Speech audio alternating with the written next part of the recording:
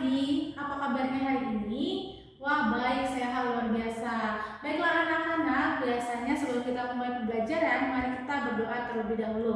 Berdoa, kita mulai. Berdoa selesai. Nah, anak-anak, hari ini topik materi kita adalah belajar tentang, iya bagus, tentang batang. Nah, anak-anak bisa melihat gambar-gambar batang tumbuhan yang ada di papan tulis. Nah, anak-anak, ini contoh batang pada tumbuhan. Kamu lihat batang yang berdiri tegak, ini namanya batang pada tumbuhan. Kemudian di sini juga, dan di gambar yang ketiga juga ada batang pada tumbuhan. Nah, anak-anak, apa kegunaan batang pada tumbuhan? Tentunya batang itu mempunyai fungsi dan kegunaan. Yang pertama, batang sebagai penopang tumbuhan supaya tumbuhan tetap bisa berdiri tegak. Kemudian batang juga sebagai saluran untuk menyerap air dari akar sampai ke daun. Kemudian batang juga berguna untuk menyimpan cadangan makanan. Nah, kita akan belajar jenis-jenis batang. Yang pertama adalah batang basah.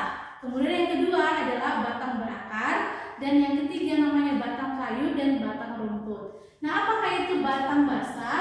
Contohnya itu batang yang lunak dan berair. Siapa di sini yang sering makan sayuran?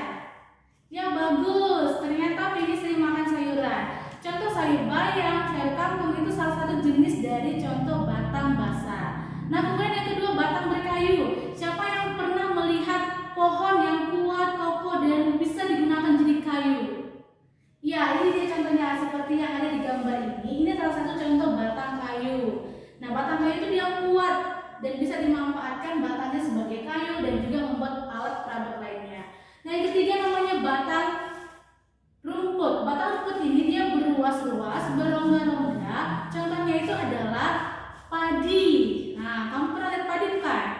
Pernah. Dan kemudian adalah rumput. Nah, seperti ini. Rumput ini termasuk dengan batang rumput, dia berongga-rongga dan berluas-luas. Oke, baik anak-anak, sekarang kita bentuk beberapa kelompok. Akan ibu bagikan beberapa gambar dan kamu mengamati gambar tersebut. Yang manakah jenis batang kayu, batang basah dan batang berumput. Oke, silakan semua sudah membentuk kelompoknya. Bagus. Oke, akan dibagikan beberapa lembar kerjanya dan sudah ibu letakkan di meja masing-masing. Oke, baiklah anak-anak. Demikianlah pembelajaran kita.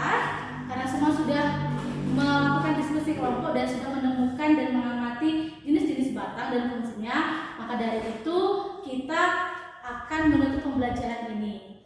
Kita akan melakukan penugasan. Kamu kerjakan tugasnya di halaman 40 bagian A tentang batang. Kamu akan menghubungkan garis-garisnya yang manakah bagian-bagian batang tadi. Baiklah anak-anak, demikian pembelajaran kita. Ibu ucapkan terima kasih. Sebelum ibu akhiri, mari kita berdoa terlebih dahulu. Berdoa, kita mulai. Berdoa selesai. Baik anak-anak, terima kasih. Sampai ketemu di pembelajaran berikutnya pada minggu depan. Sampai ketemu kembali.